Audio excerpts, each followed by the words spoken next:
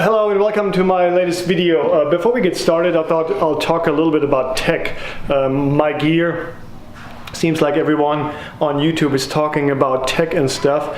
The reason I'm not totally out of focus and you can't really see much is because I'm featuring my 75 to 300 millimeter lens on my Canon, and my arm is not long enough to get me in focus. So that's the 300 millimeter lens that I use.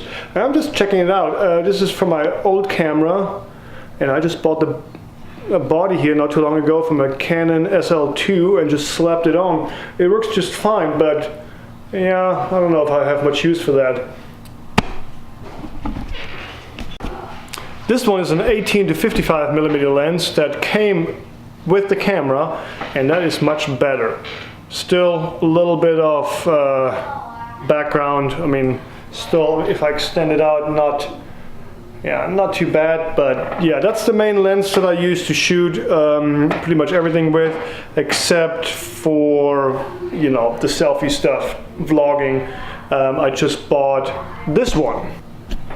Now this bad boy is a 10 to 18 millimeter lens, which is really nice for vlogging, you know, filming yourself. Still, you can see a lot of background, and yeah, this is very nice. This one is the 10 to 18 millimeter. Stays in focus pretty good. Yeah, I really like that lens. That's going to be my go-to lens for vlogging.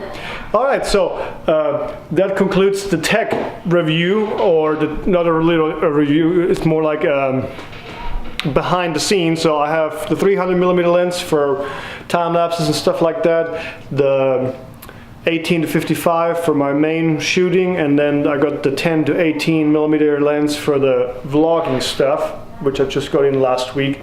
Pretty sweet. Yeah, so for today we took a day off. We went to a park called Stars and Stripes Park here in Oklahoma City.